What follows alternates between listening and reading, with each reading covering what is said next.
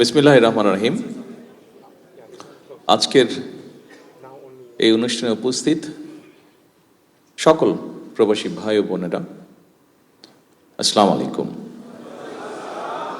আশা করি আপনারা সবাই ভালো আছেন। আমি প্রথমেই আমার পক্ষ থেকে, আমার স্ত্রী এবং আমার সাথে যারা এসছেন ঢাকা থেকে, আমরা যারা এসেছি সকলের পক্ষ থেকে আপনাদেরকে জানাচ্ছি আন্তরিক শুভেচ্ছা। প্রবাসী ভাই বোনেরা, আমি যতটুকু বুঝতে পারছি এখানে আপনারা আজকে যারা উপস্থিত আছেন, এখানে বিভিন্ন শ্রেণী পেশার মানুষ উপস্থিত আছেন, বিভিন্ন শ্রেণী পেশার মানুষ উপস্থিত আছেন। আপনারা এখানে অনেকে বেশ হয়তো অনেক দিন ধরে আছেন। আমার কাছে প্লেনে এই কাগজটা দেওয়া হয়েছে, এখানে একটা ড্রাফটিং আছে। আমার কাছে দেখে মনে হলো যে এই কাগজটি আমি পড়তে চাইছি না, আমি পড়তে চাইছি না।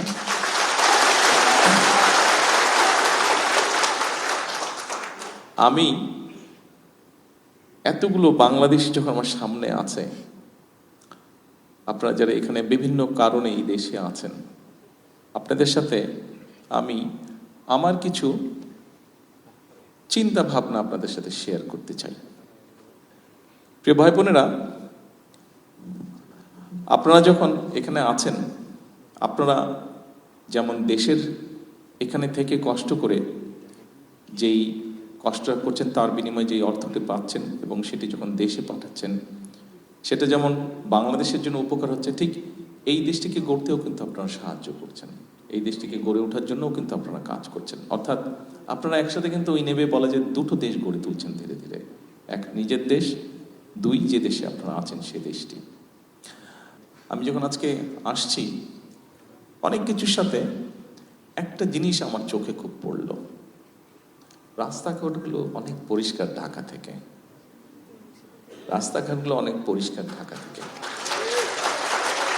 শুধু ঢাকাই বা বলি কেন, বাংলাদেশের কম বেশি সকল জায়গা থেকে রাস্তাগুলো, এখানকার রাস্তাগুলো পরিষ্কার। এয়ারপোর্ট থেকে এই পর্যন্ত যখন আসলাম, দেখুন এই রাস্তাগুলো পরিষ্কার যারা রাখতে সহযোগিতা করছে, তাদের মধ্যে কিন্তু আমাদের ভাইরাও আছে।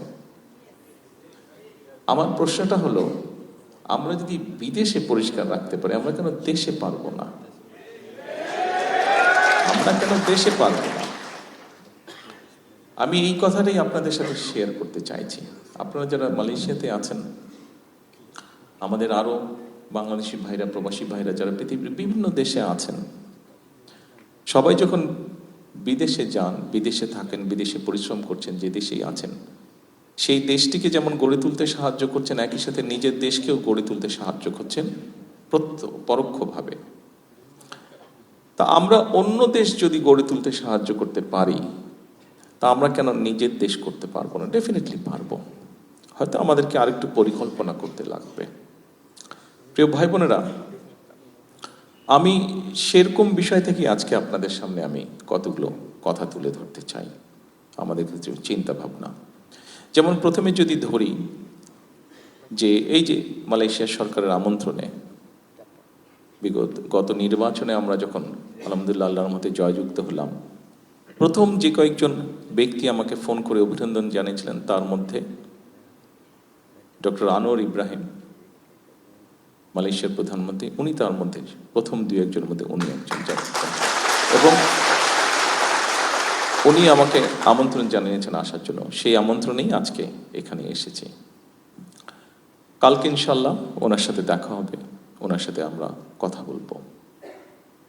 আমি জানি এখানে অনেকেই জানতে চাচ্ছেন হয়তো কি কি কথা হতে পারে,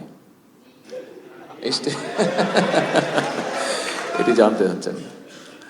হ্যাঁ, আমরা কিছু বিষয়ে কথা বলবো। এখানে প্রথমেই মালয়েশিয়া বলে যে বিষয়টি আছে, সেই বিষয়টি হচ্ছে যে আমাদের এখানে বহু শ্রমিক কাজ করেন। অনেক দিন ধরে যে কোনো কারণেই হোক আমাদের দেশ থেকে এখানে মানুষ আসতে পারছে না, কাজ নিয়ে, জব নিয়ে এখানে আসতে পারছে না। একটি সমস্যা হয়তো তৈরি হয়ে আছে। আমরা তাদের সাথে আলোচনা করব, ওনাদের সাথে, যে এই সমস্যাটা আমরা কিভাবে কাটিয়ে উঠতে পারি। এটি যেরকম একটা আছে, একই সাথে আমাদের অনেক প্রবাসী ভাইরা আছে যারা বিভিন্ন কারণে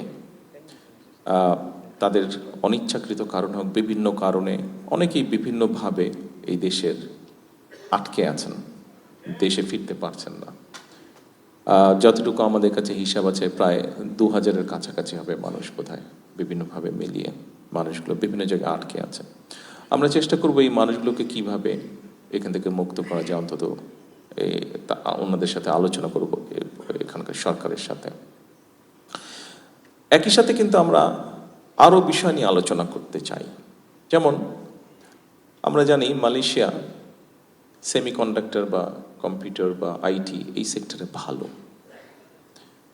আমরা চাই যে তাদেরকে বাংলাদেশে আমন্ত্রণ জানাতে, এই দেশের ব্যবসায়ীদেরকে আমন্ত্রণ জানাতে বাংলাদেশে, যে তারা এই সেক্টরগুলো, আইটি হোক, এখানে অনেক ইন্ডাস্ট্রিজ আছে, ছোট ছোট অনেক ইন্ডাস্ট্রিজ আছে, টয় ইন্ডাস্ট্রি আছে, ইলেকট্রনিক ইন্ডাস্ট্রি আছে, এগুলো দেশে তারা ইনভেস্ট করবে কিনা, বাংলাদেশে ইনভেস্ট করবে কিনা। অর্থাৎ আমরা শুধু একটা জায়গায় সীমাবদ্ধ থাকতে চাইছি না।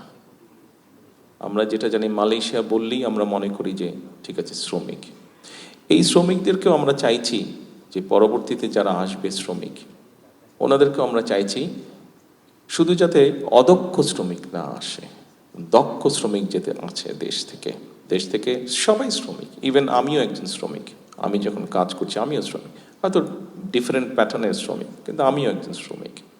কাজেই বাংলাদেশ থেকে যারা আসবেন, সেটা মালয়েশিয়া হোক, পৃথিবীর অন্য কোনো দেশে হোক, তাদেরকে আমরা ট্রেনিং দিতে চাইছি। এই যে এখান থেকে আমি চায়নাতে যে যাব, এখান থেকে সেখানে তাদের সাথে আলাপ করব, এখানে মালয়েশিয়ানদের সাথে আলাপ করব, এর মধ্যে আমাদের জার্মানদের সাথে আলাপ হয়েছে, জাপানিজদের সাথে আলাপ হয়েছে, আমাদের ব্রিটিশদের সাথে আলাপ হয়েছে। আমাদের দেশে যে টেকনিক্যাল ইনস্টিটিউশনগুলো আছে, এগুলো আমরা ডেভেলপ করতে চাই, এগুলোকে আমরা আপগ্রেড করতে চাই। কি আপগ্রেড করতে চাই?